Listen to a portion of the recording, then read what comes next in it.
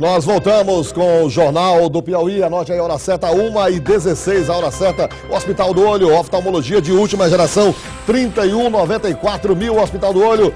Boa tarde para você que está acompanhando o Jornal do Piauí nesta tarde de terça-feira, feriado, 15 de novembro, feriado nacional, proclamação da República. Nós estamos aqui no batente, trabalhando, levando até você a informação mais completa e isenta. E a propósito disso, vamos conversar agora aqui no estúdio do Jornal do Piauí com o procurador do Tribunal de Justiça Desportiva do Estado do Piauí, doutor Paulo Aragão, que está aqui para conversar com a gente sobre toda esta novela, este imbróglio que envolve a federação, já o enunciado de que vão se criar uma outra instituição e essa briga que já vem acontecendo há muito tempo. Doutor Paulo, muito obrigado pela sua atenção, por ter aceito o nosso convite. Quero lhe dizer que por 2 ou 3 entrevistas tratando do tema, eu chegava a perguntar para os convidados: e o Tribunal de Justiça Desportiva? E as autoridades judiciais do setor? E a informação que a gente recebia é de que não existia, de que não tinha a quem se buscar realmente para se ter qualquer tipo de posição. A sua presença aqui, com certeza, ela alegra o torcedor piauiense, por um lado, por saber que tem um representante. E agora o torcedor ficará atento para saber qual é a posição do Tribunal de Justiça Desportiva, que o senhor representa, com relação a toda essa situação que está aí. Em princípio, o que é que o senhor tem a nos dizer sobre tudo, toda essa novela, doutor Paulo?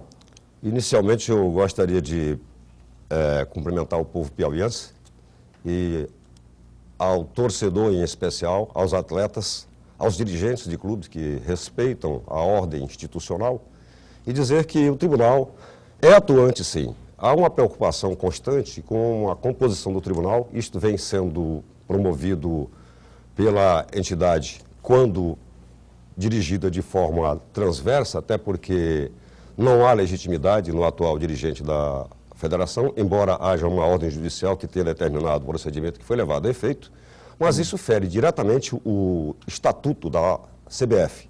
Então, vejamos, o atual presidente Cesarino Oliveira, segundo o TJD, não tem legitimidade. Não tem legitimidade e está sendo providenciado o procedimento correto. E qual é o procedimento correto? Teríamos que oficiar a CBF as práticas que estão sendo levadas a efeito aqui, porque contrariam diretamente o estatuto da CBF. Tá? Há uma afronta direta ao estatuto da CBF e ao próprio estatuto da federação. O que diz o STJD, que é o órgão judicial que está acima, hierarquicamente, ao Tribunal de Justiça do Estado do Piauí? O que diz sobre tudo isso? O STJD não pode se pronunciar sobre a matéria, porque quem tem a competência para julgar originariamente os dirigentes e os membros da entidade é o TJD do Estado do Piauí. Pois bem, então o que providências vão ser tomadas na prática para que essa situação realmente se resolva o mais rápido possível? Inicialmente será oferecida a denúncia pelas irregularidades, por ofensa ao artigo 1º do Estatuto da CBF, ao Estatuto, o artigo 11 e o artigo 74. Então, há ofensa direta a esses regramentos.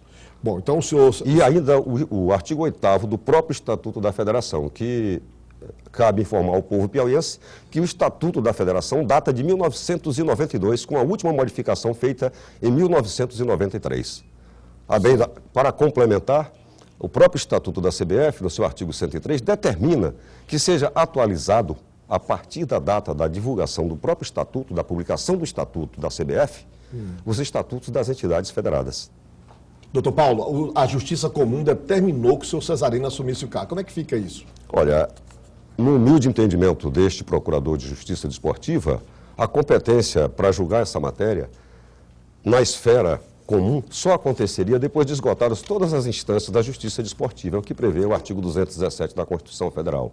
E ainda, para complementar tudo isso, a competência não seria, no nosso entendimento, da Justiça Estadual, mas da Justiça Federal, com fundamento na própria Lei Complementar 75, que é a lei que rege o Ministério Público, porque o desporto é patrimônio do povo brasileiro.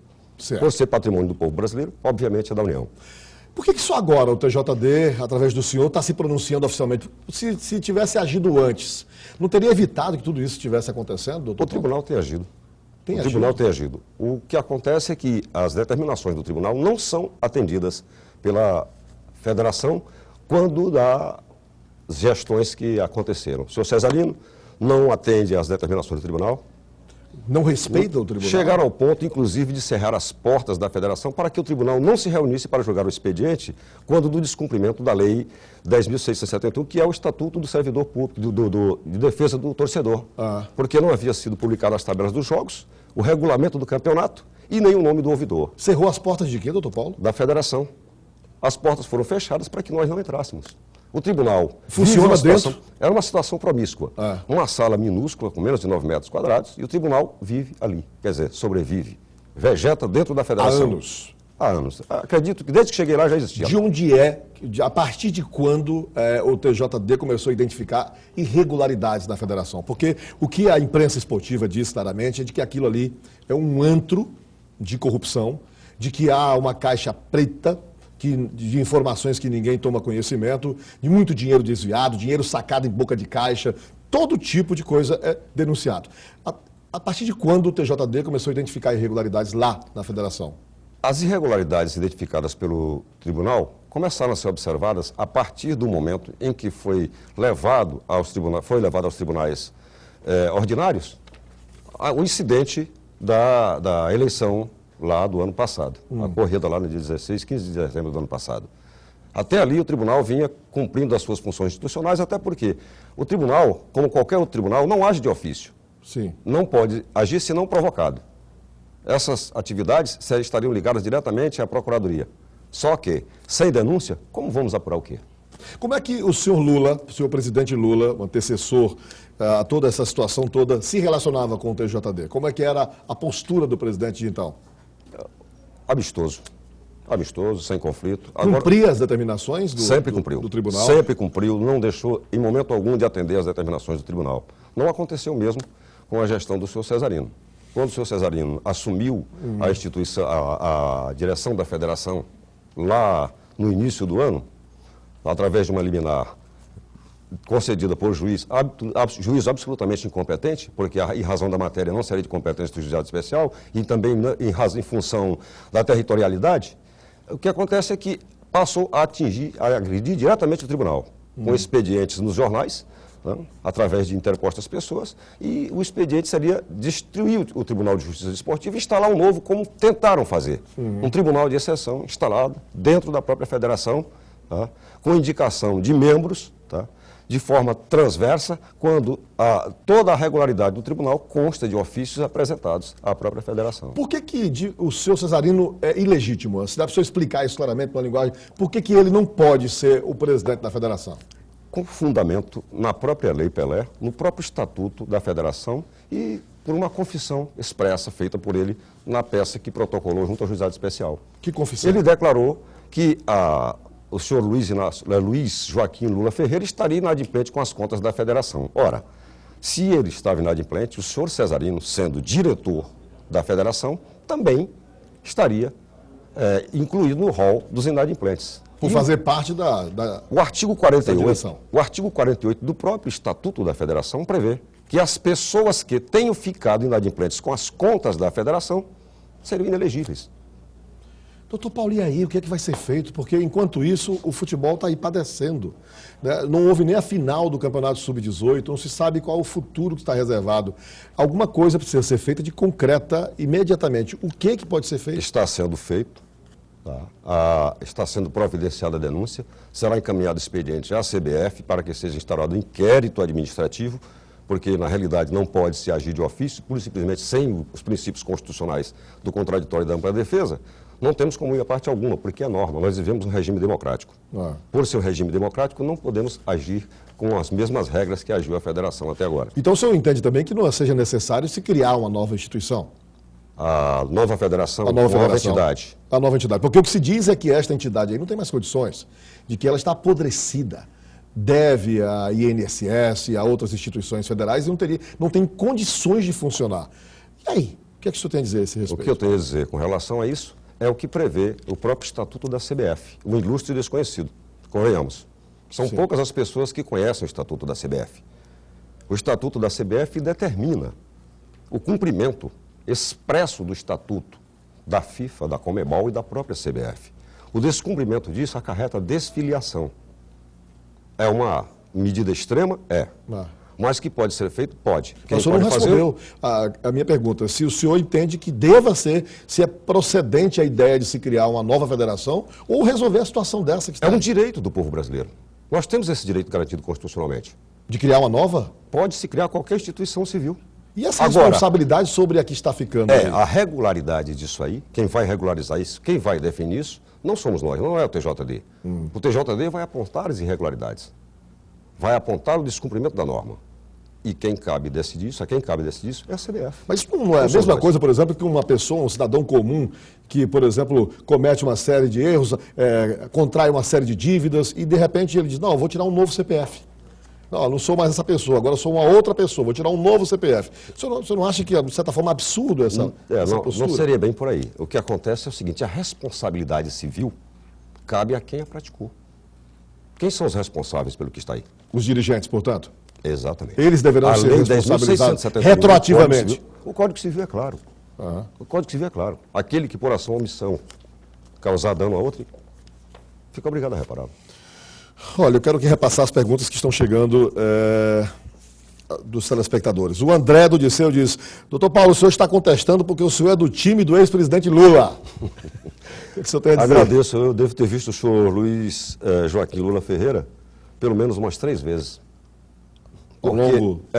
Porque o tribunal não tinha expedientes. Ele compareceu a uma sessão do tribunal, outra vez eu encontrei no estádio, Albertão, porque fui assistir uma partida de futebol, e a outra vez, acredito que tenha sido quando daquele expediente da comissão que veio lá da CBF, que até achei estranho aquilo ali, veio a comissão da CBF, o tribunal foi o último a saber.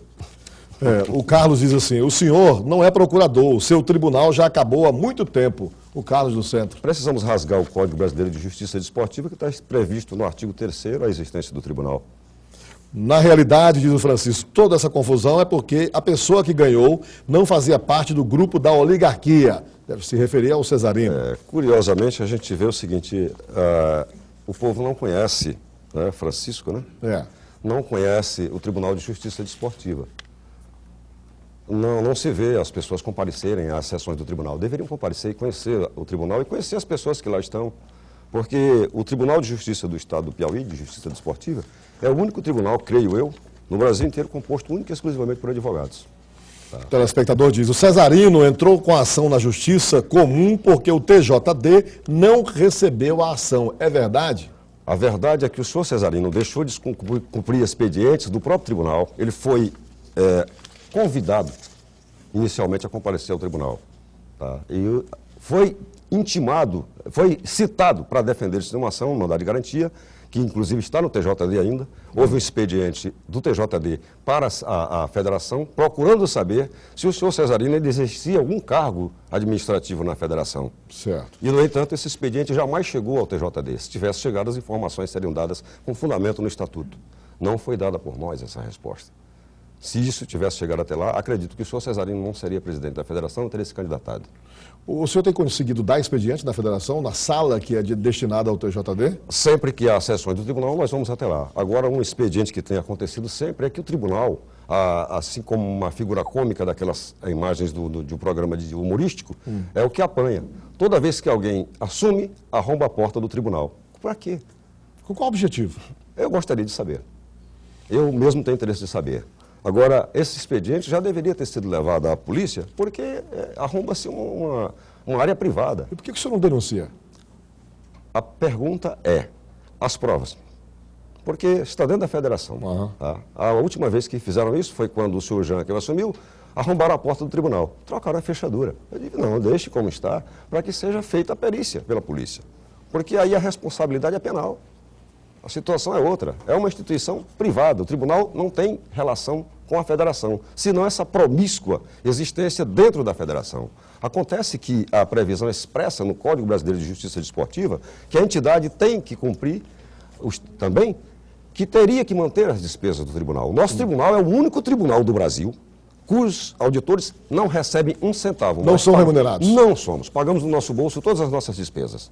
E isto é um absurdo, porque difícil. Aqui no Ceará, um auditor recebe R$4.000. E no Piauí não recebe? Não, nada. Nada. Isso desde quando? Desde sempre? Desde sempre. Nunca recebeu? Estou lá desde março de 2010 e nunca recebi um centavo. Pelo contrário, quando liguei para a CBF, informando a moça lá que dos expedientes que estavam acontecendo aqui, pedindo um contato com o presidente da CBF, tá? Eu queria falar com alguém do jurídico.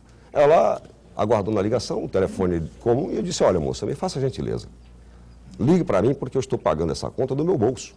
E o que ela me respondeu foi que, doutor, o senhor não recebe? É difícil, é muito complicado. Nosso futebol realmente precisa então, sofrer aí uma intervenção fortíssima para que o torcedor volte a confiar, acreditar e ter vontade de voltar aos estádios. Muito obrigado, doutor Paulo Aragão, pela sua vinda, pela sua atenção ao Jornal do Piauí, e vamos aguardar os novos passos que serão dados com relação a esta questão. Muito obrigado. O Tribunal de Justiça Desportiva agradece a gentileza da TV Cidade Verde em nos receber aqui e coloca-se à disposição do público em geral e lembra a população do Piauí que o nosso maior interesse e objetivo é a preservação do futebol. Em segundo lugar, a nossa segunda prioridade é o atleta, porque é ele que depende desses salários que aí estão.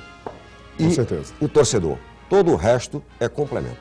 Muito obrigado, doutor Paulo. Noroeste, as lojas que vendem moda.